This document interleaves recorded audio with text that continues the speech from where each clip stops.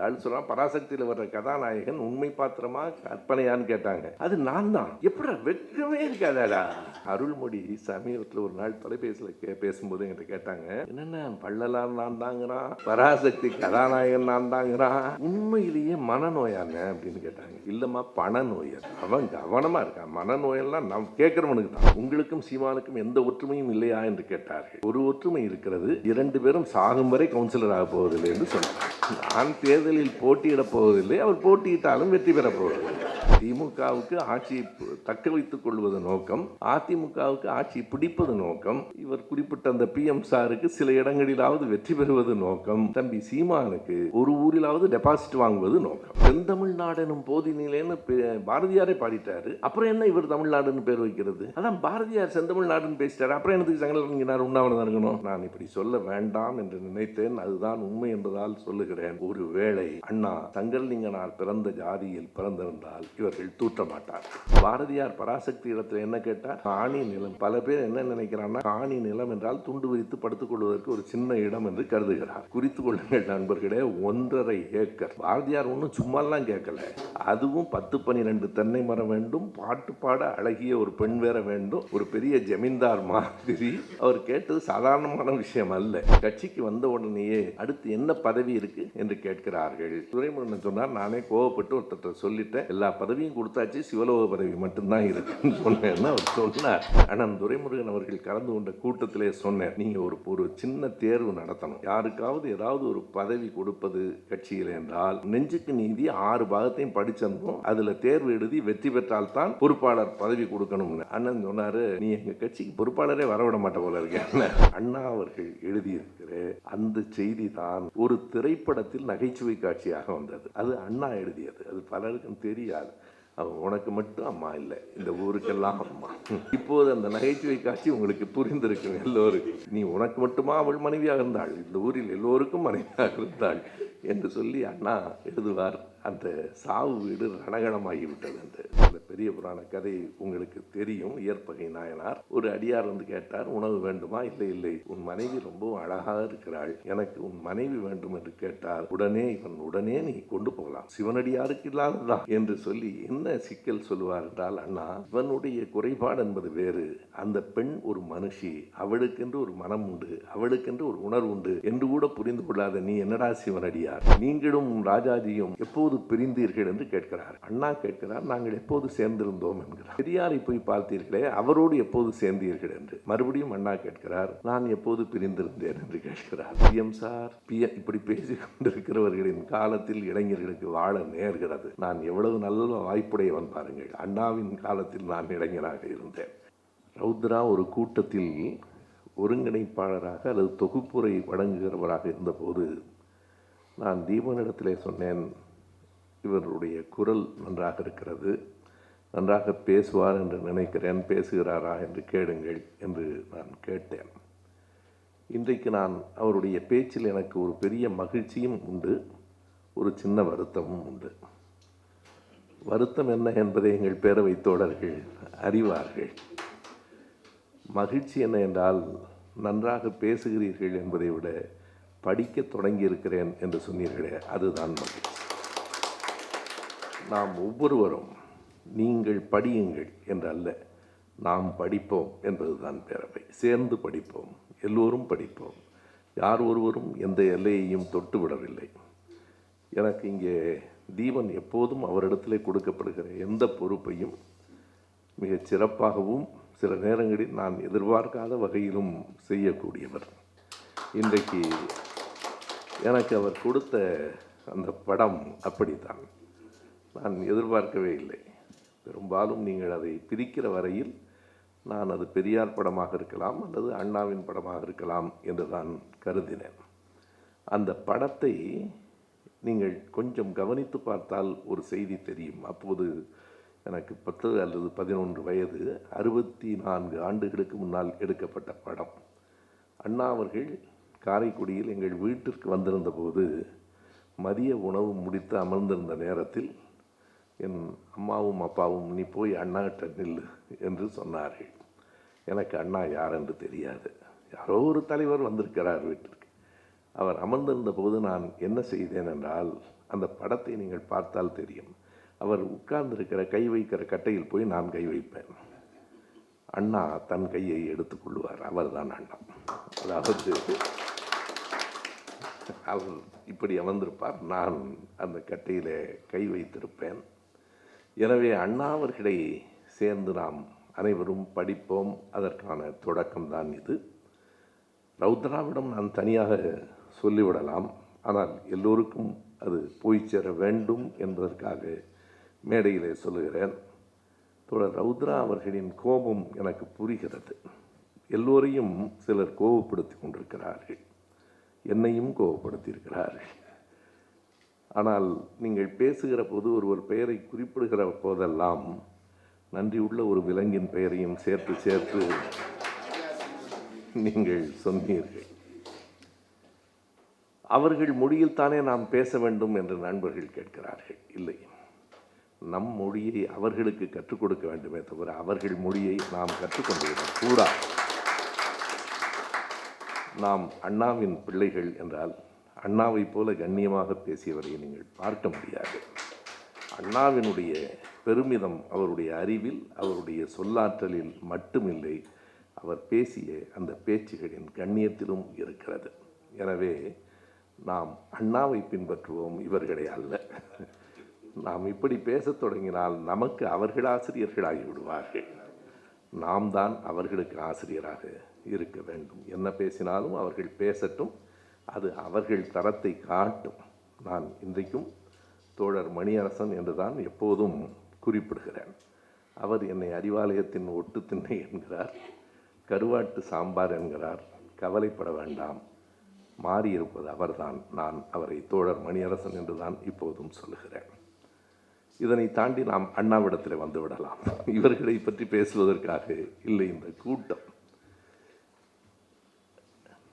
நீங்கள் மற்ற கட்சிகளை பற்றி பேசுகிற போதும் ரௌத்ரா சொன்னார். ரௌத்ராவை பற்றிய பல செய்திகள், எங்கிருந்து வந்தார், நம்மிடத்தில் எதற்காக வந்திருக்கிறார் என்பதை பார்க்க வேண்டும். ஏதோ ஒரு எதிர்த்துருவம் எல்லையிலே இருந்து கற்று உணர்ந்து வந்திருக்கிற தோழர் ரௌத்ராவை போல இன்னும் பல தோழர்கள் வந்து சேர வேண்டும் என்பது நம்முடைய விருப்பம். நல்லது. அறிஞர் அண்ணா அவர்களை பற்றி இன்றைக்கு 1 மணி நேரம் நான் பேசுவதாக இருக்கிறேன். என் மனைவியை கூட்டத்திற்கு நான் அழைத்தேன். அவர் வரவில்லை என்று சொன்னதற்கு ஒரு காரணம், நீங்கள் 1 மணி நேரம் பேசுகிறேன்னா என்னால் வர முடியும். சரி, அவருக்காக நான் குறைத்து கொள்ளக்கூடாது. இது நமக்குள்ளான ஒரு பயிலரங்கம் என்பது போல கருதி கொண்டு 1 மணி நேரம் ஏன் அண்ணா அவர்களை பற்றி பேச வேண்டும். தீபனிடத்தில் நான் தான் சொன்னேன், அண்ணாவின் நினைவு நாளில் ஒரு கருத்தரங்கம் வைத்துக் கொள்ளலாம். இந்த அரங்கம் போதுமானது. இன்றைக்கு செவ்வாய்க்கிழமை வேலை நாளாயிற்றே, குற்றமில்லை.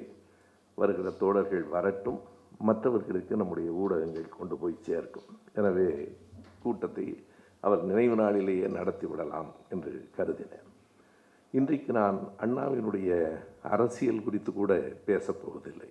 அண்ணாவின் அரசியலை, அண்ணாவினுடைய மிக உயர்ந்த அவருடைய பண்பு நலத்தை நம்மில் பலரும் அறிவோம். இன்றைக்கு நான் பேசப்போவதெல்லாம் அறிஞர் அண்ணா அவர்களின் அறிவு கொடை பற்றி. அன்றைய தலைமுறைக்கு அண்ணா எத்தனை செய்திகளை கொண்டு வந்து குவித்தார். இதனை நான் பேசுவதற்கான அடிப்படை காரணம், அவரால் அறிவு பெற்றவர்களில் நானும் ஒருவன் என்கிற நன்றி உணர்ச்சியோடு, நான் கல்லூரி மாணவனாக இருந்த நேரத்தில் அவருடைய பேச்சு எனக்கு எத்தனை புதிய செய்திகளை கொண்டு வந்து தந்தது என்பதில் சிலவற்றை பகிர்ந்து கொள்ள வேண்டும் என்கிற எண்ணத்திலே தான் பேசினேன்.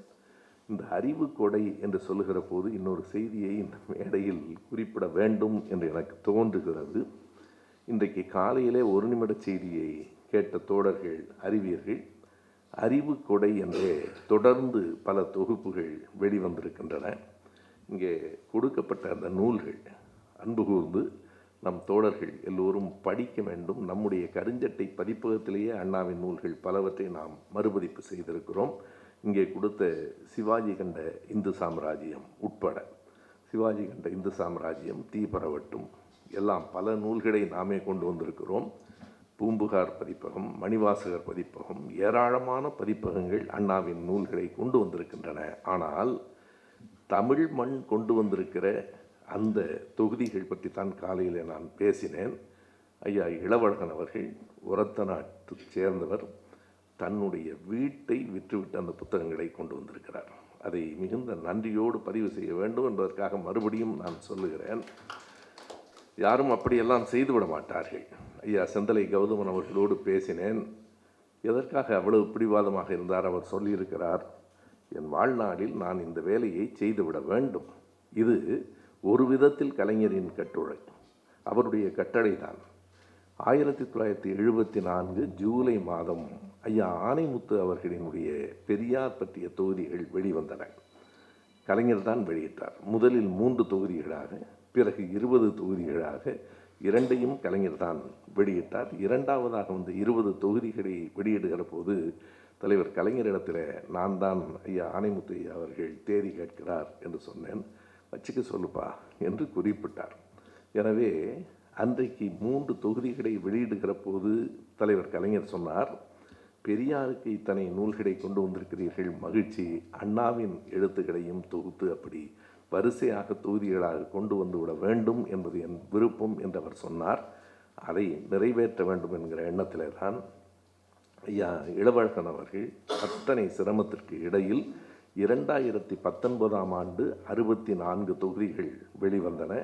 தொடர்ச்சியாக இன்றைக்கு 123 தொகுதிகள் வெளிவந்திருக்கின்றன. நம் பேரவை தோழர்களுக்கு ஒரு அன்பான ஒரு செய்தி, நம்முடைய பேரவை அலுவலகத்தில் அந்த புத்தகங்கள் இருக்கின்றன. அன்பு கூர்ந்து நேரம் கிடைக்கிற போது படியுங்கள். வரிசையாக படித்து முடித்து விட முடியாது.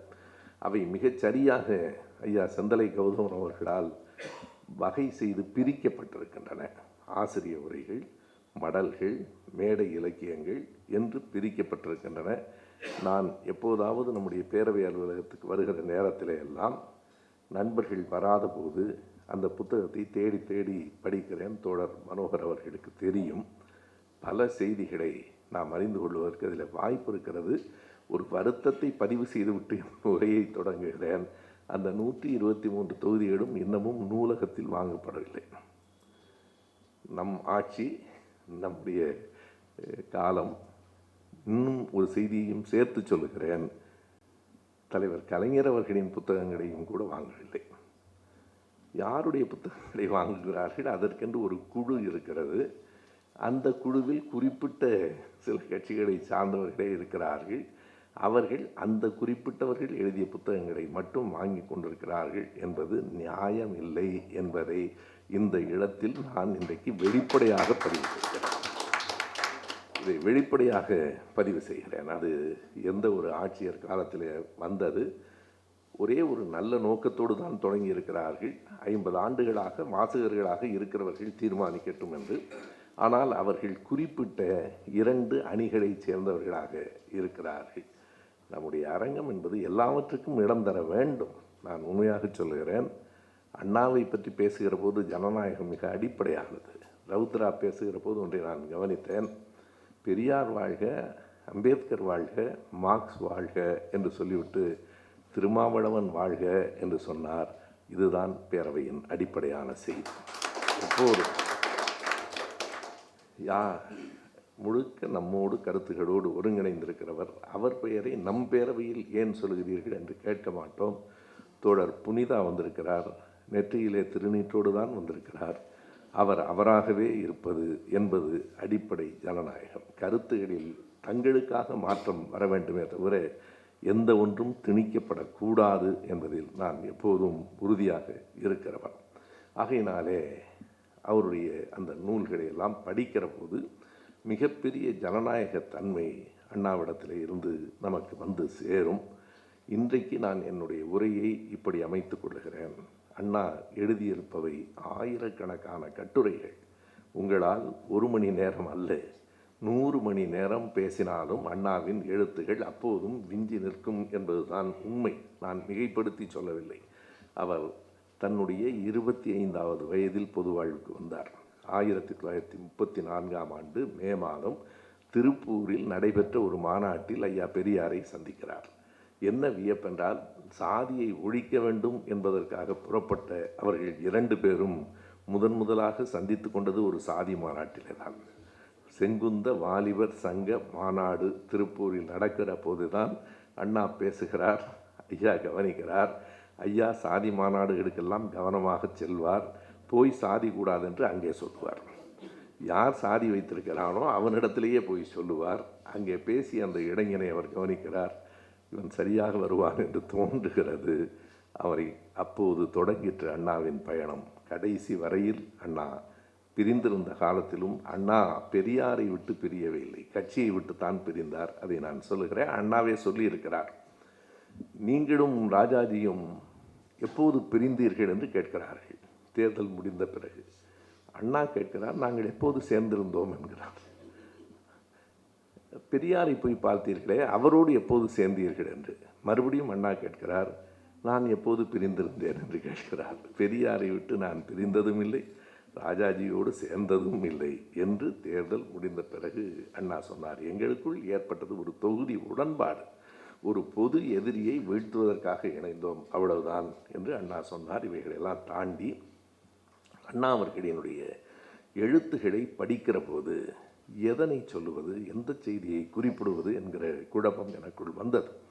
நான் கல்லூரி மாணவனாக இருந்தபோது பொதுக்கூட்டங்கள் கேட்டு அண்ணாவின் பேச்சை கேட்டு பல்வேறு விதமான வரலாற்று அறிவினை பெற்றுக்கொண்டவன். நீங்கள் நினைத்து கூட பார்க்க முடியாது. நம்முடைய தோழர் ரவுத்ரா சொன்னது போல, சிஎம் சார் இப்படி பேசி கொண்டிருக்கிறவர்களின் காலத்தில் இளைஞர்களுக்கு வாழ நேர்கிறது. நான் எவ்வளவு நல்ல வாய்ப்புடையவன் பாருங்கள். அண்ணாவின் காலத்தில் நான் இளைஞராக இருந்தேன். அவர் அத்தனை அரசியல் செய்திகளை மேடையில் சொல்லுவார். நான் உண்மையாக பல நேரங்களில் குறிப்பிட்டிருக்கிறேன். எனக்கு எமிலி ஜோலாவின் நானா புத்தகத்தை படிக்க வேண்டும் என்கிற உணர்வை ஏற்படுத்தியவர் அண்ணாதான். வேவல் பிரபு பற்றிய கட்டுரை அவரிடமிருந்து தான் வந்தது. உலக வரலாற்று ஆய்வுகள் பலவற்றை அவர் சொல்லியிருக்கிறார். அண்ணாவின் பேச்சிலும் எழுத்திலும் உலக வரலாற்று செய்திகள் நிரம்பி வழியும். எனவே வரலாற்று செய்திகளை சொல்லுவதா, அண்ணா குறிப்பிட்டிருக்கிற இலக்கியம் பற்றிய செய்திகளை குறிப்பிடுவதா, அல்லது சனாதனத்தை பற்றி சொன்ன உதயா பேசினார் என்றார். அண்ணாவிடமிருந்து தான் நாம் எல்லாரும் கற்றுக்கொண்டோம். அண்ணா என்ன பேசினார் என்று சொல்லுவதா, எதனை சொல்லலாம் என்று சிந்தித்த போது நேரம் கருதி நான் என்னுடைய உரையை இப்படி பிரித்து கொண்டிருக்கிறேன். அண்ணா எழுதிய பல துறைகளிலிருந்து, வரலாற்றிலிருந்து ஒரு பகுதி, இலக்கியத்திலிருந்து ஒரு பகுதி, சனாதன எதிர்ப்பிலிருந்து ஒரு பகுதி, அவருடைய தமிழ்நாட்டின் அரசியலிலிருந்து ஒரு பகுதி என்று 4ஆக பிரித்து கொண்டு அண்ணாவினுடைய வெறும் 4 கட்டுரைகள் அல்லது 3 கட்டுரைகள் ஒரு நிகழ்வை பற்றி தான் நான் பேசப் போகிறேன். கண்டிப்பாக அதற்கு 40-45 நிமிடங்கள் ஆகும் என்பதால் நான் அந்த நேரத்தை எடுத்துக்கொண்டிருக்கிறேன். அவர் வரலாற்றில் ஏராளமாக எழுதியிருக்கிறார். அவருடைய தலைப்புகளே பலருக்கும் சட்டென்று புரியாது. நீங்கள் பார்த்தால் ஸ்லெட் நதிக்கரையில் என்று ஒரு கட்டுரை இருக்கிறது. நீங்கள் நம்முடைய அலுவலகத்தில், அதற்காகத்தான் சொல்லுகிறேன், நம்முடைய தோழர்கள் நேரம் கிடைக்கும்போது யாருக்கும் புத்தகத்தை கொடுத்து விடாதீர்கள், வீட்டிற்கு கொடுக்கக்கூடாது என்று மனோகரிடம் சொல்லியிருக்கிறேன். கிடைக்காது, அங்கேயே அமர்ந்து படியுங்கள். ஸ்லெட் நதிக்கரையில் என்று சீக்கிய மதம் பற்றிய ஒரு கட்டுரை இருக்கிறது ஏராளமாக. பிரன்னர் கணவாயில் என்று ஒரு கட்டுரை, அதை பற்றி தான் இப்போது நான் பேசப் போகிறேன். எனக்கு அந்த கட்டுரையை படிக்கிற வரைக்கும் பிரன்னர் கணவாய் என்று ஒன்று இருக்கிறது என்று எனக்கு தெரியாது. பிரன்னர் கணவாயில் என்றால் என்ன? பிரன்னர் யார்? அந்த பிரன்னர் வேறொன்றும் இல்லை, அது ஒரு இடத்தின் பெயர். ஆங்கிலத்திலே பிரன்னர் பாஸ் என்று அதனை குறிப்பிடுகிறார்கள். நான் கடைசியாக இந்த பிரன்னர் கணவாய் பற்றி பேசுகிற போது ஒரு செய்தியை சொல்ல வேண்டும். அந்த பிரன்னர் கணவாயில் என்ன நடந்தது என்பதை அண்ணா எழுதுவார். 1943 செப்டம்பர் 12 அந்த தேதிக்கு ஒரு மிகப்பெரிய முக்கியத்துவம் உண்டு. அந்த தேதியிலே பிரன்னர் கான்வாயில், அது வேறொன்றும் அல்ல, அந்த இடத்தில் தான் மிக முக்கியமான ஒரு சந்திப்பு வரலாற்றில் நிகழ்ந்தது. ஹிட்லரும் முசோலினியும் சந்தித்து கொண்டார்கள். அதுதான் அந்த நிகழ்வு. ஹிட்லரும் முசோலினியும் ஒரே ஒரு முறை தான் சந்தித்து கொண்டார்களா? அண்ணாவை படியுங்கள். அவரை விட சிறந்த வரலாற்று ஆசிரியர் இல்லை. நானும் படித்து கொண்டே தான் இருக்கிறேன். அந்த சிறுவனாக இருந்தபோது அண்ணாவின் அருகில் இருந்தேன். அண்ணாவை எனக்கு யார் என்று தெரியவில்லை என்று குறிப்பிட்டேன். இப்போதும் முழுமையாக அண்ணாவை என்னால் தெரிந்து கொள்ள முடியவில்லை. அவர் எழுதியிருக்கிற அந்த அத்தனை எழுத்துக்களையும் பார்க்கிற போது என்ன வியப்பாக இருக்கிறது என்றால், 60 வயது கூட முழுமையாகாதவர் அண்ணா. இறந்து போகும்போது 59 வயது தான். அதற்குள் இத்தனை படிப்பு, இத்தனை எழுத்து, இத்தனை பயணம், இத்தனை பேச்சு. பிரன்னர் கால்வாய் அன்றைக்கு அவர்கள் கணவாயிலே சந்தித்து கொண்டார்கள். ஆனால் ஹிட்லரும் முசோலினியும் மொத்தம் 17 முறை சந்தித்திருக்கிறார்கள். அந்த போருக்கு முன்னும் போருக்கு பின்னுமாக 17 முறை ஹிட்லரும் முசோலினியும் சந்தித்திருக்கிறார்கள். முதல் சந்திப்பு 1934 ஜூன் மாதம் எங்கே நடந்திருக்கிறது? வேறொரு ஊரில் நடந்திருக்கிறது. ஒரே ஒரு முறை அவர்கள் இந்த இடத்தில் பிரென்னர் கணவாய் என்கிற இடத்திலே சந்தித்திருக்கிறார்கள். அது மிக முக்கியமான சந்திப்பு.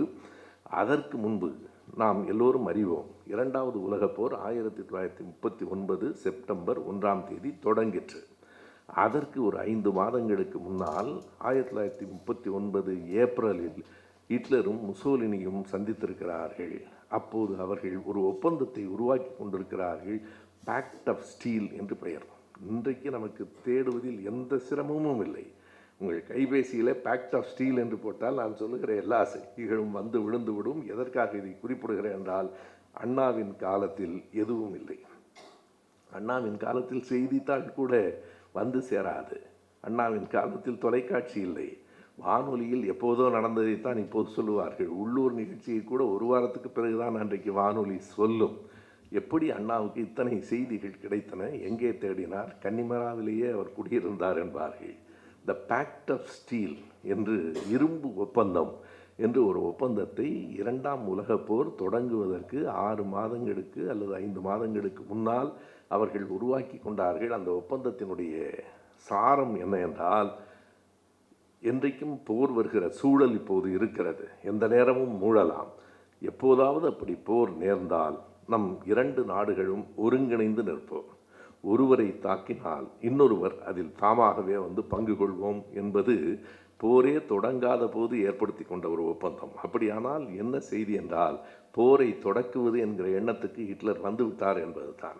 ஹிட்லரை பற்றி முசோலினி 1930களிலே என்ன சொல்லுகிறார் என்றால், யாரோ ஜெர்மனியில் புதிதாக வந்திருக்கிறார், அதிகமாய் பேசுகிறார், ஒரு சின்ன கோமாளி போல இருக்கிறார். முசோலினி ஹிட்லருக்கு முன்பே ஆட்சியிலே வந்துவிட்டவர், ஒரு சின்ன கோமாளியை போல இருக்கிறார் என்று முசோலினி சொல்லுகிறார். ஆனால் அதற்கு பிறகு அவர்களுக்குள்ளே நெருக்கம் வருகிறது. காலம் எப்படியெல்லாம் மாறுகிறது பாருங்கள். இந்த பேக்ட் ஆஃப் ஸ்டீல் என்று இரும்பு ஒப்பந்தத்தை போட்டதற்கு பிறகும் 2வது உலகப் போர் தொடங்கிய பின்னும் இத்தாலி களத்திற்கு வரவில்லை. இந்த 2ஆம் உலகப் போரின் நிகழ்ச்சி, போர் தொடங்கிவிட்டது, செப்டம்பர் மாதமே தொடங்கிவிட்டது. ஆனால் 1940வது ஆண்டு வரையில் அவர்கள் இத்தாலி நாட்டு படை, அந்த முசோலினியின் படை ஜெர்மனிக்கு ஆதரவாக வரவில்லை. அந்த ஒப்பந்தத்தை அவர்கள் மீறுகிறார்கள். அப்போதுதான் ஹிட்லர் முசோலினியை மறுபடியும் சந்திக்க வேண்டும் என்று அந்த தேதியை குறித்து கொள்ளுங்கள். வரலாற்றில் மிக முக்கியமான ஒரு நாள். 1940 மார்ச் 18ஆம் தேதி 2 பேரும் சந்திக்கிறார்கள். அந்த சந்திப்புக்கு பிறகுதான் இத்தாலி போருக்கு வருகிறது. ஹிட்லரினுடைய வலியுறுத்தல் தான் இது. எங்கே இருக்கிறது என்றால், முசோலினியை கையை பிடித்து போருக்குள் அழைத்து வந்தவன் ஹிட்லர் தான். வேறு வழியின்றித்தான் முதலில் முசோலினி உள்ளே வந்தான். முதலில் வந்தது ஹிட்லர், முதலில் வீழ்ந்தது முசோலினி. அதற்கு பிறகும் பல சந்திப்புகள். அதைத்தான் அண்ணா எழுதுகிறார். பிரென்னர் கணவாயில் என்று, பிரென்னர் பாஸ் என்று நீங்கள் போட்டால் உடனடியாக இப்போதெல்லாம் நாம் யாரை கேட்பது? யாரையும் கேட்க வேண்டாம். ஆஸ்க் ஜெமினி என்று நம்முடைய கைபேசியிலே ஒன்று இருக்கிறது. உடனே அது விடையெல்லாம் சொல்லிவிடும். ஆனால் இவற்றையெல்லாம் நாங்கள் கல்லூரியிலே இருந்தபோது, சிறுவர்களாக இருந்தபோது, இன்னும் சொன்னால் என்னை போன்றவர்கள் பிறப்பதற்கு முன்னால் அண்ணா எழுதுகிறார். அண்ணாவினுடைய கடிதத்தின் நாள் என்ன? 1943 செப்டம்பர் 12. அந்த 43 செப்டம்பர் 12 என்ன செய்தி நடக்கிறது என்றால், ஏறத்தாழ முசோலினி வீழ்த்தப்பட்டு விட்டான் என்பதுதான்.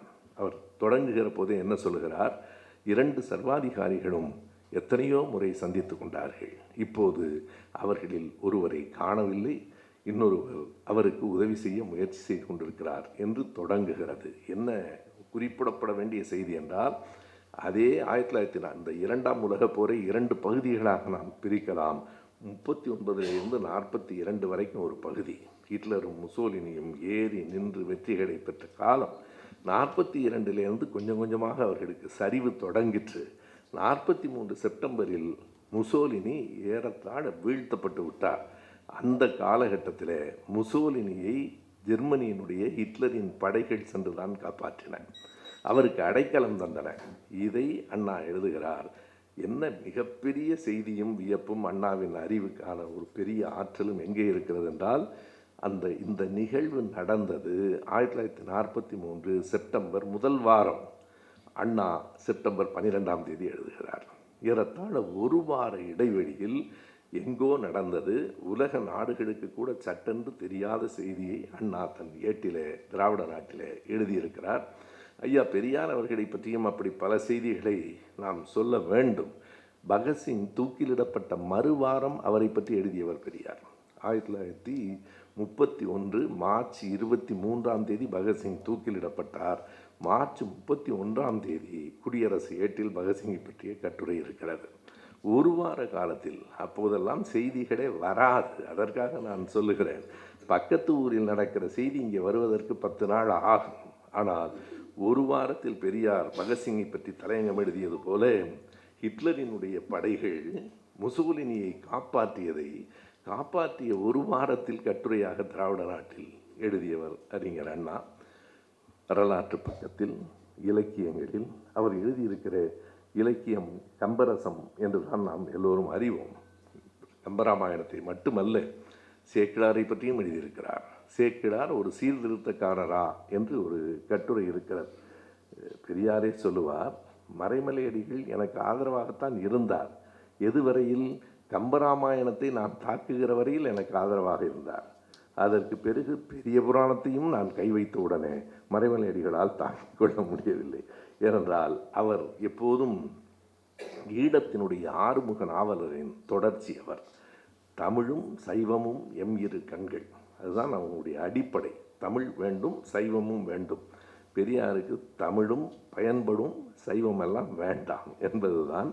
எனவே அப்படி ஒரு வாரத்தில் அவர் எழுதியது போல சேக்கிழார் ஒரு சீர்திருத்தக்காரரா என்று சைவ மதம் பற்றியும், குறிப்பாக இல்லையே என்னாத ஏற்பகைக்கும் அடியேன் என்கிற ஒரு பகுதியை எடுத்துக்கொண்டு அண்ணா மிக விரிவாக எழுதுவார். நாம் பார்க்க வேண்டும்.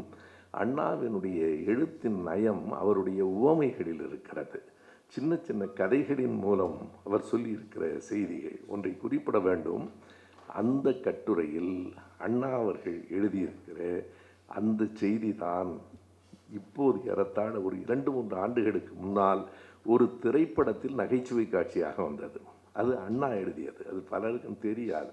இப்போது அது நகைச்சுவை காட்சியாக இப்போது படத்தில் பார்த்து சிரித்த நேரத்திலெல்லாம் இது அண்ணா எழுதியதாயிற்றே என்று எனக்கு தோன்றிற்று. எங்கே என்று எனக்கு தெரியவில்லை.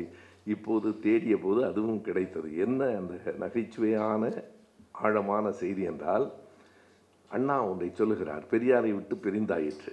ஆனாலும் பெரியார் இருந்த இடத்தில் நீங்கள் பெரியாரை தாண்டி வர வேண்டும் என்று சொல்லுகிற போது அண்ணா வருத்தப்பட்டு சொல்லுகிறார், அவர் வேறு, நாம் வேறு. அவரை நம்மால் பின்பற்ற முடியாமல் போகலாம், ஆனால் அவரை எதிர்க்க முடியாது, எதிர்க்க வேண்டிய தேவையும் இல்லை.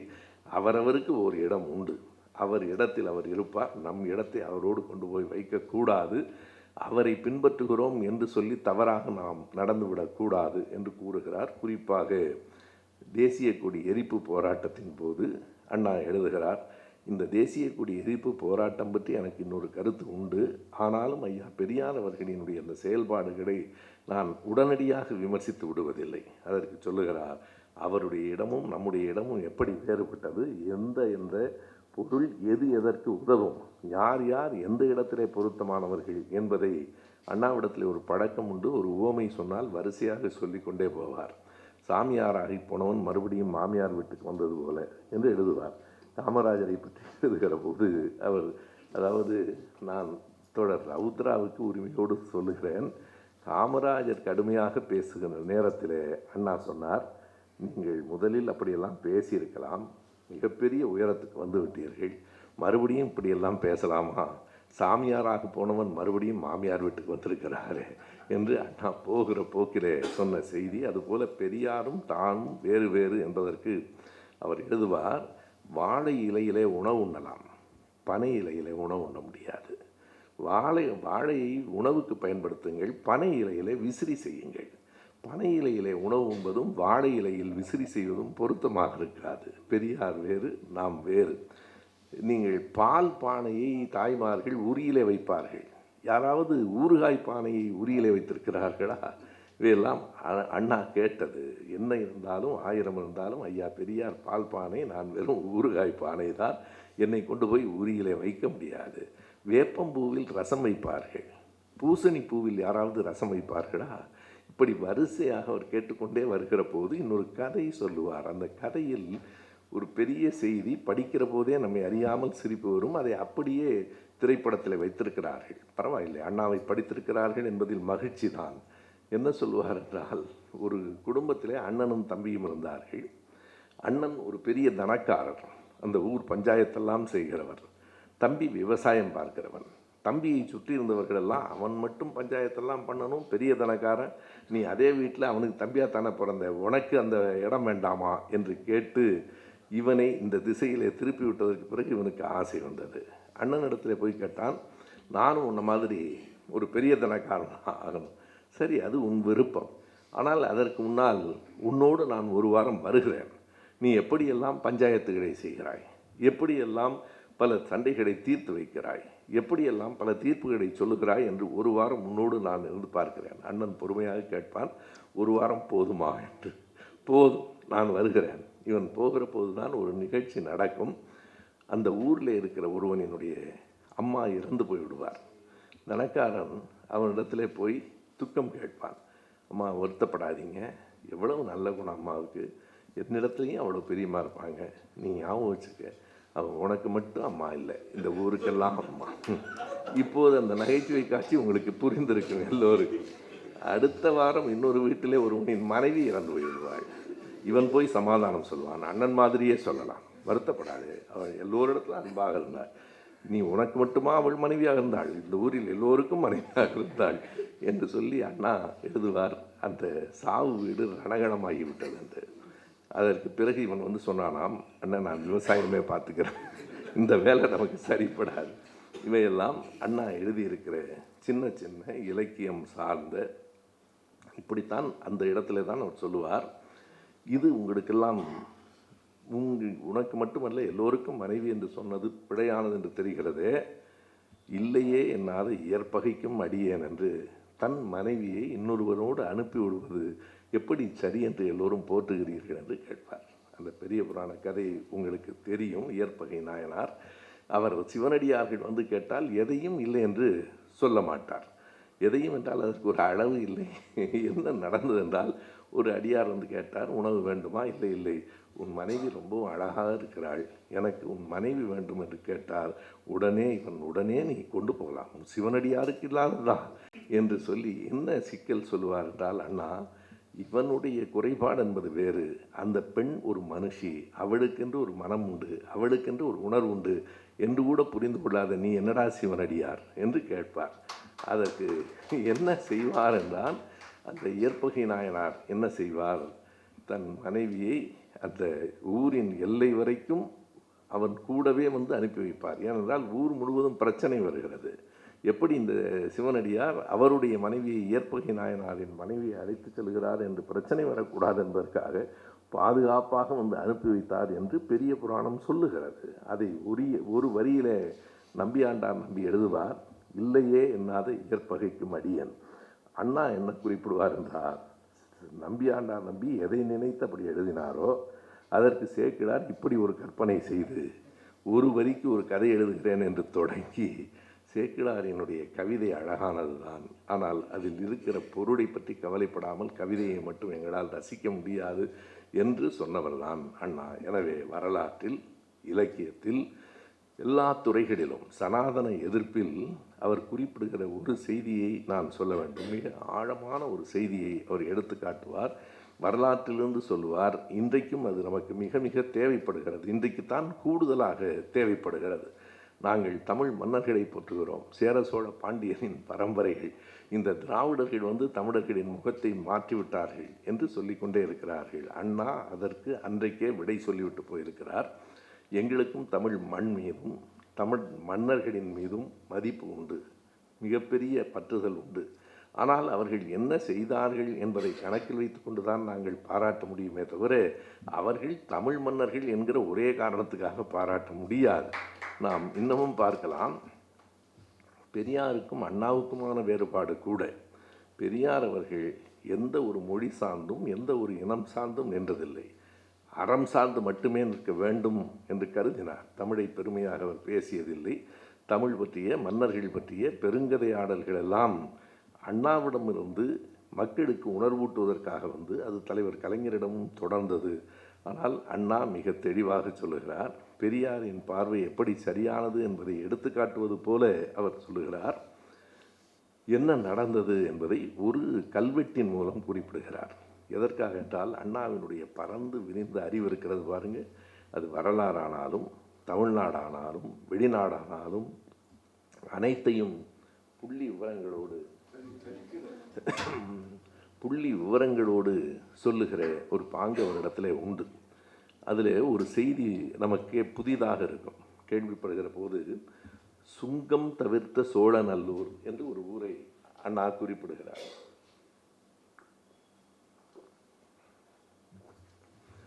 சுங்கம் என்பது கஸ்டம்ஸ் உடைய தோழர் லாரன்ஸ் எல்லாம் வந்திருக்கிறார்கள்.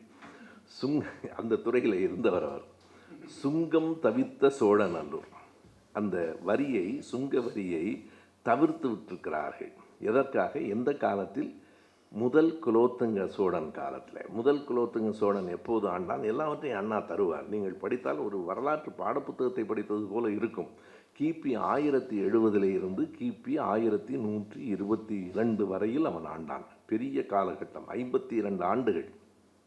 வரலாற்றில் அரை நூற்றாண்டு காலம் ஆண்ட மன்னர்கள் மிக குறைவுதான். அவுரங்கசீப் இத்தனை ஆண்டு காலம் இருந்தார்.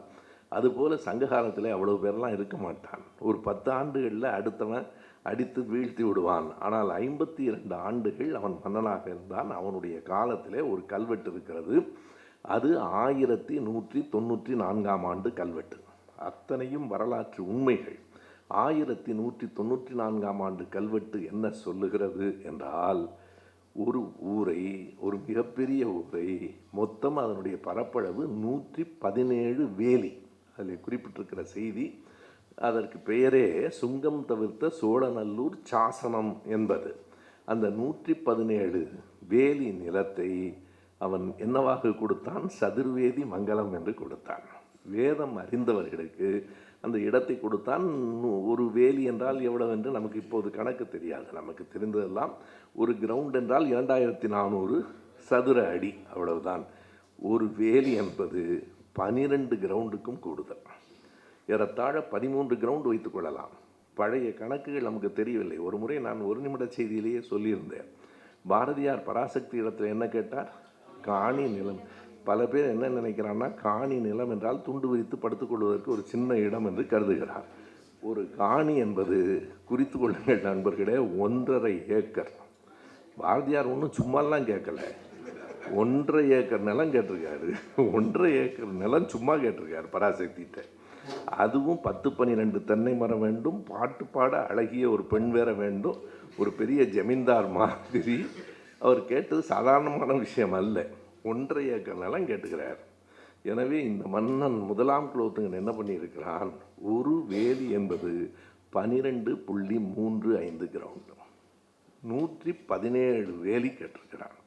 அந்த 117 வேலியை சதுர்வர்ணம் படித்தவர்களுக்கு மொத்தம் 108 பிரிவுகளாக போட்டு, அப்போவே அப்பார்ட்மெண்ட் வேலையை தொடங்கிட்டான். 108 பிரிவுகளாக போட்டு 106 பிரிவுகளை சதுர்வேதம் படித்தவர்களுக்கு அளித்தான். இப்போ நமக்கு ஒரு சந்தேகம் வருகிறது, மீதம் 2 வேலி நிலத்தை யாருக்கு கொடுத்தான்? 106 பிரிவுகளுக்கு அந்த சதுர்வேதி மங்கலத்தில் இடத்தை கொடுத்து விட்டு மீதம் இருக்கிற இடத்தை 2 பிரிவுகளுக்கு கொடுத்தான். அவர்கள் யார் என்றால், அந்த சதுர்வேதி மங்கலத்தை சார்ந்தவர்கள் வழிபடுவதற்கு, கோயில் கட்டிக்கொள்வதற்கு அந்த இடம். ஆக ஒட்டுமொத்தமாக அவனுக்கு. இப்போ அண்ணா கேட்பார், 117 வேலி நிலத்தை நீங்கள் ஒரு குறிப்பிட்ட சாதியினருக்கு கொடுப்பது என்றால் என்ன நியாயம்? இவர்களெல்லாம் தமிழ் மன்னர்களா? அந்த இடத்தில் அண்ணா எழுதுகிற அந்த வரியை மட்டும் நான் இங்கே அழுத்தமாக பதிவு செய்ய விரும்புகிறேன். தமிழர்கள்தான், ஆண்டவர் தமிழர், ஆட்சி முறை ஆரியம் என்று எழுதுகிறார். ஆண்டவர் தமிழர் தான், ஆனால் ஆட்சி முறை ஆரியம். இல்லையானால் அவன் வேதம் படிச்சிருக்கிறான், சரி, அதனால் மக்களுக்கு என்ன பயன்? வேதம் படித்து மக்களுக்கு அவர்கள் என்ன செய்தார்கள், என்ன தொண்டு நீங்கள் எண்ணி பார்க்க வேண்டும். எவ்வளவு காலம் மாறி இருக்கிறது, இன்றைக்கு இருக்கிற இளைஞர்களுக்கு தெரியவில்லை. நீங்கள் 117 வேலி 117 × 12.5 என்று வைத்துக் கொள்ளுங்கள். எனக்கு கணக்கு போட நேரம். அவ்வளவு கிரவுண்டு இடத்தை ஒரு குறிப்பிட்ட வேதம் படித்தார்கள், 4 வேதத்தை படித்திருக்கிறார்கள் என்கிற ஒரு காரணத்துக்காக மட்டுமே கொடுக்கிற ஒரு தேசம் எப்படி ஜனநாயகமாக இருக்க முடியும் என்பதை யாருக்கு இவற்றையெல்லாம் அண்ணா எழுதினார்? திமுக கட்சிக்காரர்களுக்கு எழுதினார். இப்போது எனக்கு உண்மையாக தோன்றுகிறது, இந்த தேர்தல் முடிந்த பிறகாவது நாம் பேசி இப்படிப்பட்ட வகுப்புகளை திமுக தோழர்களுக்கும் எடுத்தாக வேண்டும். கண்டிப்பாக நான் குறைத்து சொல்லவில்லை. கட்சிக்காரராக இருப்பது அடுத்து எந்த பதவி என்பதற்காக மட்டுமில்லை. அண்ணன் துரைமுருகன் தான் வேடிக்கையாக ஒரு கூட்டத்திலேயே சொன்னார். எனவே நான் சொல்லலாம், கட்சிக்கு வந்த உடனேயே அடுத்து என்ன பதவி இருக்குது என்று கேட்கிறார்கள். துரைமுருகன் சொன்னார், நானே கோவப்பட்டு ஒருத்தர் சொல்லிட்டேன், எல்லா பதவியும் கொடுத்தாச்சு, சிவலோக பதவி மட்டும்தான் இருக்குன்னு சொன்னேன்னு அவர் சொன்னார். பதவிக்கும் பொறுப்புக்கும் வருவது பிழை இல்லை. பதவிக்கும் பொறுப்புக்கும் வருவதற்காக மட்டும் கட்சிக்கு வருவது பிழையானது. தாண்டி வாருங்கள். இங்கே நான் பல நேரங்களில் சொல்லுவது, கருப்பு சட்டை போட்டு கூட வந்தவர்களுக்கு என்ன வரும்? ஒரு கவுன்சிலர் பதவி கூட கடைசி வரைக்கும் வராது. நான் ஒரு கூட்டத்தில் கூட சொன்னேன், உங்களுக்கும் சீமானுக்கும் எந்த ஒற்றுமையும் இல்லையா என்று கேட்டார்கள். ஒரு ஒற்றுமை இருக்கிறது, 2 பேரும் சாகும் வரை கவுன்சிலர் ஆக போவதில்லை என்று சொன்னார். அது நான் தேர்தலில் போட்டியிடப் போவதில்லை, அவர் போட்டியிட்டாலும் வெற்றி பெறப் போவதில்லை. கடைசி வரைக்கும் திமுகவுக்கு ஆட்சியை தக்க வைத்துக் கொள்வது நோக்கம், அதிமுகவுக்கு ஆட்சி பிடிப்பது நோக்கம், இவர் குறிப்பிட்ட அந்த பிஎம் சாருக்கு சில இடங்களிலாவது வெற்றி பெறுவது நோக்கம், தம்பி சீமானுக்கு ஒரு ஊரிலாவது டெபாசிட் வாங்குவது நோக்கம். கடைசி வரைக்கும் நிறைவேறப் போவதில்லை. அதனால்தான் நான் சொன்னேன், அது மாதிரி பொறுப்புகளுக்கு வருவதில் எந்த பிழையும் இல்லை. ஆனால் அது மட்டுமே எந்த ஒரு கட்சியிலும் நோக்கமாக இருக்கக்கூடாது.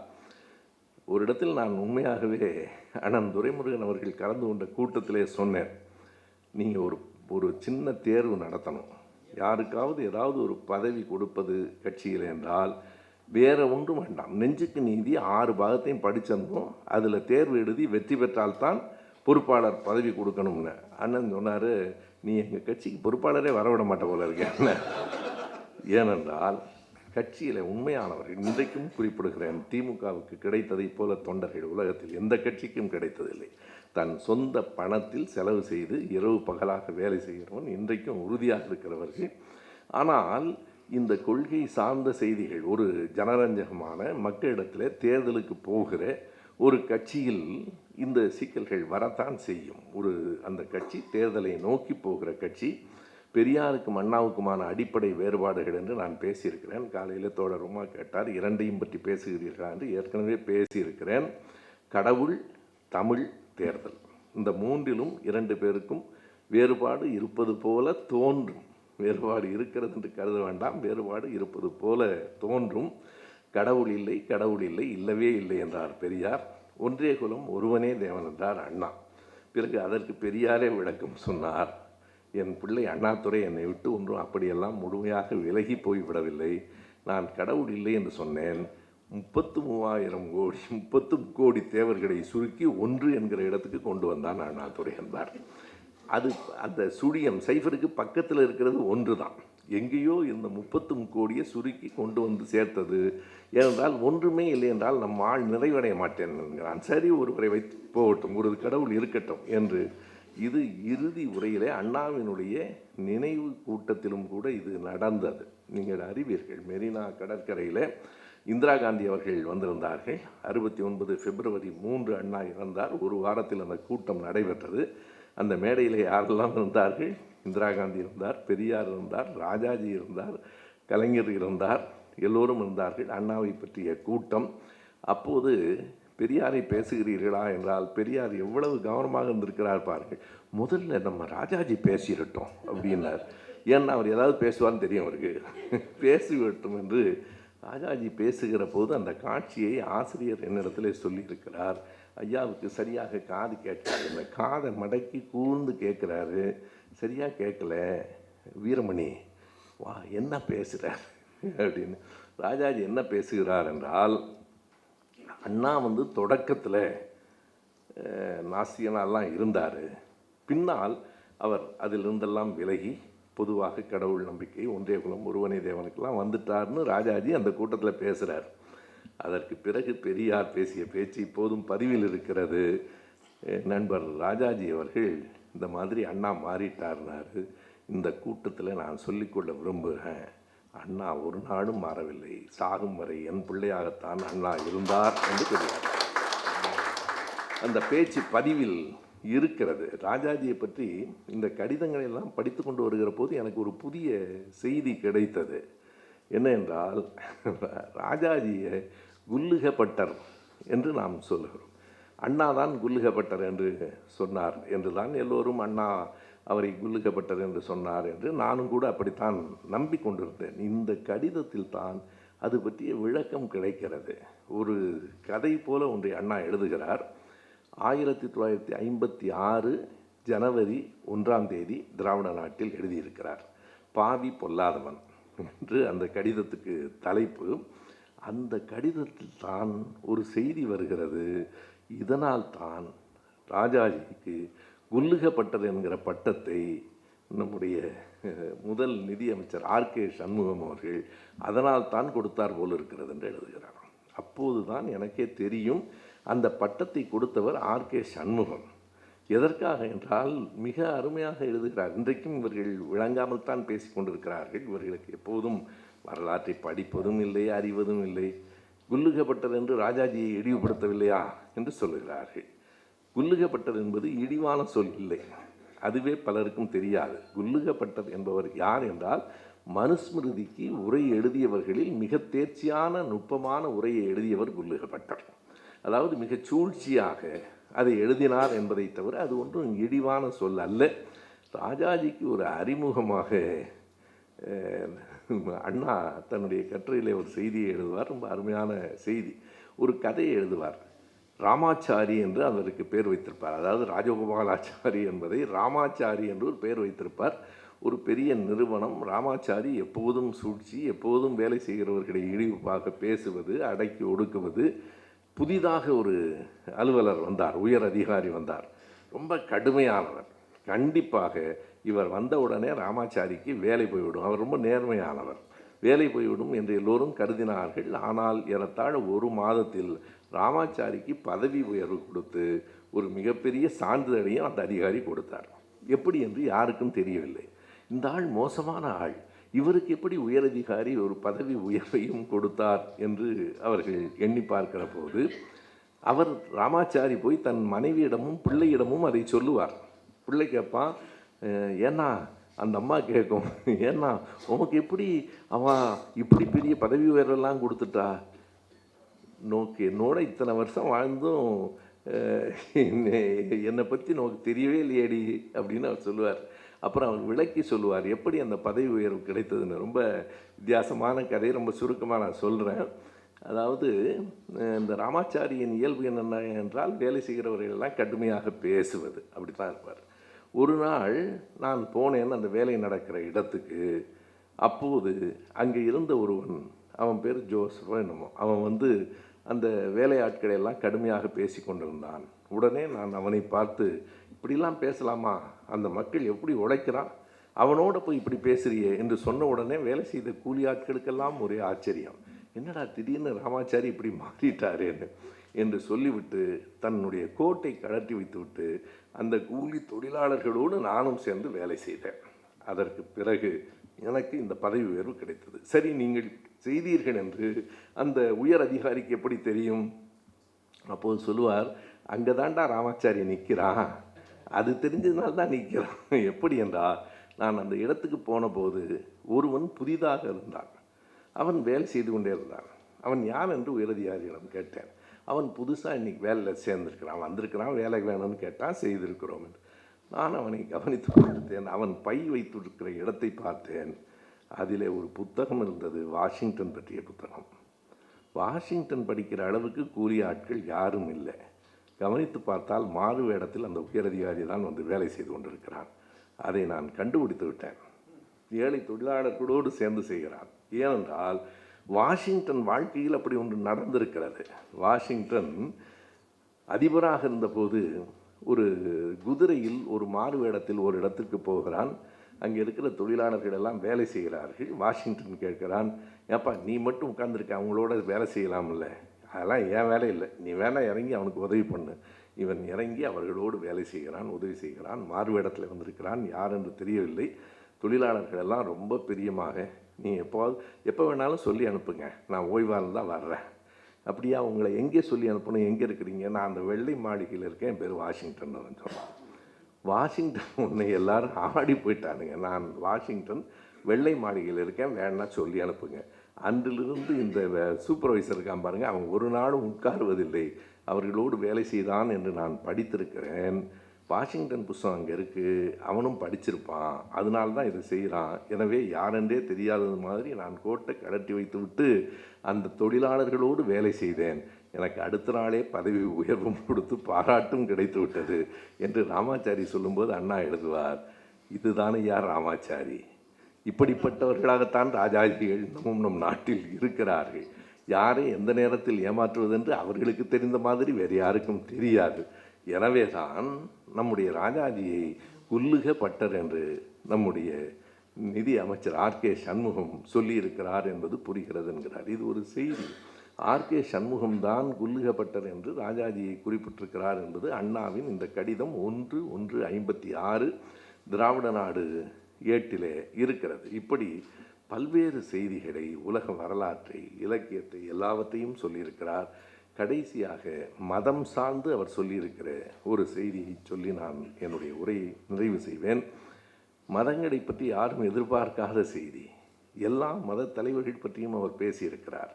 மகாவீரரை பற்றி 1956 ஏப்ரலில் பிறகு 67 ஆட்சிக்கு வந்ததற்கு பின்னால் அதனை தாண்டி புத்தரை பற்றி மிக நீண்ட உரை, புத்தரை பற்றிய மிக நீளமான மிக ஆழமான உரை, இயேசுநாதரை பற்றிய உரை, நபிகள் நாயகத்தை பற்றிய உரை. இப்போது ஒரு கேள்வி கேட்கப்படுகிறது, நீங்கள் இயேசுவை நபிகளை பற்றியெல்லாம் பேசுகிறீர்கள், ஏன் இந்து மத கடவுளை பற்றி பேசவில்லை? அண்ணா மிக தெளிவாக விடை சொல்கிறார். இஸ்லாம் என்பது என்ன, பௌத்தம் என்பது என்ன? அது வெறும் மதம் என்றா நினைக்கிறீர்கள்? எந்த மதத்தில் சேருகிற போது நீங்கள் சாதியை ஒழிக்கிறீர்களோ அப்போது நீங்கள் இந்து இல்லை என்று பொருள். ரொம்ப அருமையாக சொல்கிறார். இந்துவாக இருப்பது என்பதே அம்பேத்கர் சொன்னது தான். இந்து மதம் என்பதே சாதிகளின் தொகுப்பு. அடிப்படையில் சாதி தான். நேற்றைக்கு நான் ஒரு இடத்திற்கு போயிருந்தேன். அங்கே பணியாற்றியவர்கள் எல்லோரும் பேராசிரியர்கள். அவர்களுக்குள் பலருக்கே சாதிய உணர்வு இருந்தது. நான் விளையாட்டாக சொன்னேன், எல்லோருக்கும் கொஞ்சம் கொஞ்சம் சாதி உணர்வு இருக்கிறது என்று. ஆமாம், எல்லாம் சர்ச்சுக்கு வருகிறார்கள், உண்மையாக இருக்கிறார்கள், ஆனால் சாதி இன்னமும் விடவில்லை. நான் பல கூட்டங்களில் சொல்லியிருக்கிறேன். சுசீந்திரம் அருகில் இருக்கிற ஒரு ஊருக்கு ஆரோக்கியசாமி என்கிற ஒருவரை தேடி நான் சென்றபோது, அவர் என் அப்பாவோட இருந்தவர் இயக்கத்தில். தேடி சென்றபோது அவர் இருக்கிறாரா என்றே தெரியவில்லை. தேடி சென்றேன். போகிற போது அந்த ஊரில் ஆரோக்கியசாமின்னு ஐயா பெரியவர் ஒருத்தர் இந்த ஊரில் இருக்காரான்னு கேட்டேன். அவங்க அந்த ஊர் முழுவதும் கிறிஸ்தவர்கள். அவர்கள் என்னை பார்த்து திருப்பி கேட்டார்கள், அவர் பிள்ளைமாரா நாடாரான்னு. நான் சொன்னேன், அவர் கிறிஸ்தவர்னு. அது சரிதான், ஆனால் அவர் நாடாராக இருந்து கிறிஸ்தவர் ஆனாரா, பிள்ளைமாரா? அங்கே அந்த சின்ன ஊரில் 2 தேவாலயங்கள், இந்த பக்கம் பிள்ளைமார் சர்ச்சு, அந்த பக்கம் நாடார் சர்ச்சு. அவர்கள் சொன்னார்கள், வேற ஒன்றும் இல்லைங்கய்யா, இந்த தெருவுக்கு இந்த பக்கம் இருக்கிறவர்களெல்லாம் பிள்ளைமார்கள், அந்த பக்கம் இருக்கிறவர்களெல்லாம் நாடார்கள், எந்த பக்கம் கிறிஸ்தவர்கள் இருக்கிறார்கள் என்று கேட்டேன். சாதியை விடாத வரை நீ மதம் மாறவில்லை என்று பொருள். இந்துவாகத்தான். இதை நான் முதல்ல எங்கே சொன்னேன்னா, அமர்ந்திருந்த 200-300 பாதிரியார்கள் முன்னிலையில் சொன்னேன். இது நடந்த நிகழ்ச்சி, உங்களை எல்லாருக்கும் தெரியணுங்கிறதுக்காக சொல்கிறேன். உங்களில் யாருக்காவது கூட சாதி நம்பிக்கை இருக்குமானால் நீங்கள் எல்லோரும் கிறிஸ்துவை வழிபடுகிற இந்துக்கள்னு சொல்லுவாங்க. நீங்கள் வழிபடுவது கிறிஸ்துவாக இருக்கலாம், கிறிஸ்துவை வழிபடுகிற இந்துக்கள். எனவே இந்துவாக இருப்பதற்கான அடையாளம் சாதிய பற்று. நீ வேறு இடத்துக்கு, அம்பேத்கர் தான் சொன்னார், 56 அக்டோபர் 14 அங்கே நாக்பூரில் அவர் பௌத்தத்துக்கு மாறிய போது அம்பேத்கர் சொன்ன அந்த வரிகளை மறந்துவிடக்கூடாது. அம்பேத்கர் சொன்னார், ஒரு கடலில் கலந்து விட்ட பிறகு எது கங்கை ஆற்றின் துடி, எது யமுனை ஆற்றின் துடி, எது மழை துடி என்கிற அடையாளம் தெரியாது. நீங்கள் பௌத்தத்துக்கு வந்து விட்டீர்கள் என்றால் நேற்றைக்கு வரைக்கும் உங்கள் நெஞ்சில் இருந்த சாதியை எப்போது அகற்றுகிறீர்களோ அப்போது தான் பௌத்தர்கள். இப்போ பௌத்த மதத்துக்குள்ளேயும் சாதி இருக்குது. மொத்தமாகவே இந்த சாதி தான் அவர்களின் அடையாளம். இதையும் அறிஞர் அண்ணா அவர்கள் எழுதுகிறார். இறுதியாக அரசியல் நடைமுறையில் அண்ணாவின் பங்களிப்பு என்று ஒன்றை சொல்ல வேண்டும். பேசுகிற போது குறிப்பிட்டார்கள் தீபன் என்று கருதுகிறேன். தமிழ்நாட்டுக்கு தமிழ்நாடு என்று பெயர் சூட்டிய தலைவர் நம்முடைய அறிஞர் அண்ணா அவர்கள் தான். இதில் என்ன சிறப்பெல்லாம் இருக்கிறது என்பதை மட்டும் சுருக்கமாக நான் சொல்லிவிடுகிறேன். இது இங்கே இருக்கிற நமக்காக அல்ல, தமிழ் தேசியம் என்று நம்பி சீரடிக்கிற நம் தம்பிகள் சிலர் தெரிஞ்சே பேசுகிறான். அருள்மொழி சமீபத்தில் ஒரு நாள் தொலைபேசியில் பேசும்போது என்கிட்ட கேட்டாங்க, என்னென்ன பள்ளலார் நான் தாங்கிறான், பராசக்தி கதாநாயகன் நான் தாங்கிறான், உண்மையிலேயே மனநோயாங்க அப்படின்னு கேட்டாங்க. இல்லைம்மா, பணநோய். அது அவன் கவனமாக இருக்கான். மனநோயெல்லாம் நம்ம கேட்குறவனுக்கு தான், அவனுக்கு வராது. அவனுக்கு மனநோய் இல்லை, அது பணநோய் என்று சொன்னேன். இப்போது பாலாஜி தானே தோழர், பாலாஜி இங்கே வந்தோடனே எங்கிட்ட ஒரு கேள்வி கேட்டார். அந்த ஆள் சொல்கிறான், பராசக்தியில் வர்ற கதாநாயகன் உண்மை பாத்திரமா கற்பனையான்னு கேட்டாங்க. அது நான் தான். எப்படி வெட்கமே இருக்காதாடா, நான் தான் அப்படின்னு. இவர் கேட்டார், ஐயா நீங்கள் கூட சரியாக சொல்லலைன்னார். அவர் சொன்னது தான் சரி. பராசக்தி படத்தில் யார் கதாநாயகன்னு கேட்டேன். அந்த பிள்ளைங்கள்லாம் சிவகார்த்திகேயன், வில்லன் யாருன்னு. அந்த பராசக்தி படத்தின் கதாநாயகன் தமிழ், வில்லன் இந்திய எதிர்ப்பு. அதான் அந்த கதை. அவர் சொன்னது தான் சரி. அதுபோல் அன்றைக்கு எல்லோரும் தான் என்று சொல்லுகிறவர்கள், அவர்களை விட்டு நம்புகிற பிள்ளைகளுக்காக நான் சொல்லுகிறேன். என்ன கேட்குறாங்கன்னா, எவ்வளவு அபத்தமாக இருக்குன்னு பாருங்கள். செந்தமிழ்நாடெனும் போதினிலேன்னு பாரதியாரே பாடிட்டார். அப்புறம் என்ன இவர் தமிழ்நாடுன்னு பேர் வைக்கிறது? அப்போ அது போதுமா? செந்தமிழ்நாடு சரி, நான் கேட்குறேன், பரிபாடல்லையே தமிழ்நாடு இருக்குது. அப்புறம் ஏன் பாரதியார் பாடுறாரு? சரி, இவர்கள் என்ன செய்கிறார்கள் என்பதற்காக என்னுடைய இறுதி பகுதியில் கவனமாக இதை கவனியுங்கள். பாரதியாரே செந்தமிழ்நாடுன்னு சொல்லிட்டார், அண்ணா ஒன்றும் செய்யலேன்னு சொல்லுகிற இவர்கள்தான் சங்கரலிங்கனார் உண்ணாவிரதம் இருந்ததை போற்றுகிறார்கள். சங்கரலிங்கனாரை நாமும் போற்றுகிறோம். ஆனால் எனக்கு என்ன கேள்வி என்றால், அதான் பாரதியார் செந்தமிழ்நாடுன்னு பேசிட்டார், அப்புறம் எனக்கு சங்கரலிங்கனார் உண்ணாவிரதம் இருக்கணும்? அதான் செந்தமிழ்நாடுன்னு பாரதியாரே சொல்லிட்டார. சங்கரலிங்கனாரை போற்றுகிறீர்கள், பெயர் வைத்த அண்ணாவை தூற்றுகிறீர்கள் என்றால், ஒருவேளை அண்ணா நான் இப்படி சொல்ல வேண்டாம் என்று நினைத்தேன், அதுதான் உண்மை என்பதால் சொல்லுகிறேன். ஒருவேளை அண்ணா சங்கரலிங்கனார் பிறந்த ஜாதியில் பிறந்திருந்தால் இவர்கள் தூற்ற மாட்டார்கள். தான் உண்மை. இன்னொரு கேள்வியை கேட்குறேன். சங்கரலிங்கனார் உண்ணாவிரதம் இருந்தார்ல, இறந்தார்ல, அப்போ யார் முதலமைச்சர்? அப்போது மட்டும் அண்ணா முதலமைச்சராக இருந்திருந்தால் இன்னைக்கு வரைக்கும் எவ்வளவு இழிவாக பேசியிருப்பான் யோசிச்சு பாருங்க. சங்கரலிங்கனாரை சாக விட்ட பாவி அப்படின்னு பேசியிருப்பானுங்க. அன்றைக்கு நான் காமராஜரை குறை சொல்லலை. உடனடியாக அந்த அதிகாரம் எல்லாம் தமிழ்நாட்டு அரசுக்கு இல்லை, அவர்கள் ஏற்கவில்லை. அந்த வரலாற்றை நான் சொல்ல வேண்டும்.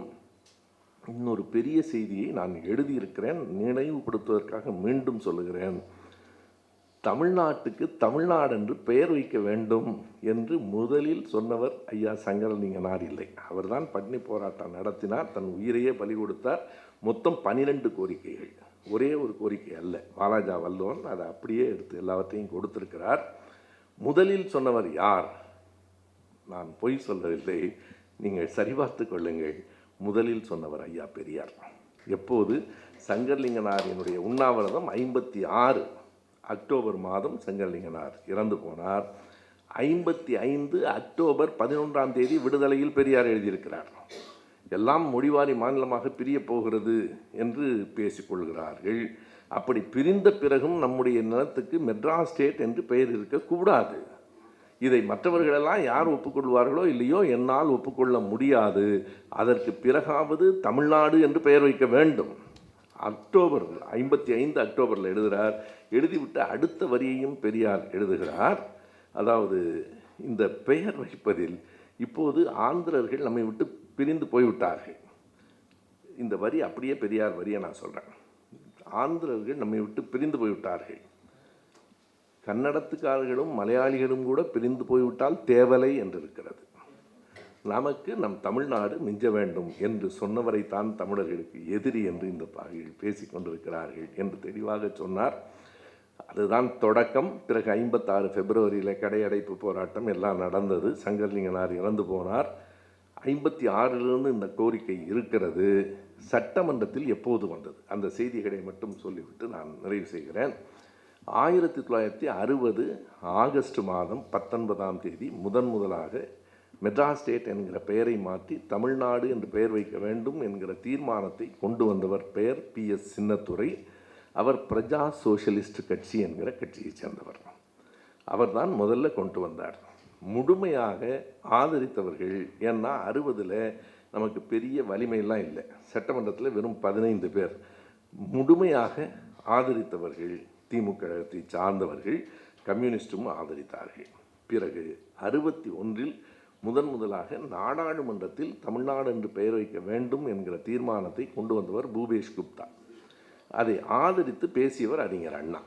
அண்ணா தான் சொல்கிறார், இதை ஏன் நான் கொண்டு வரவில்லை என்று நீங்கள் கேட்கலாம்.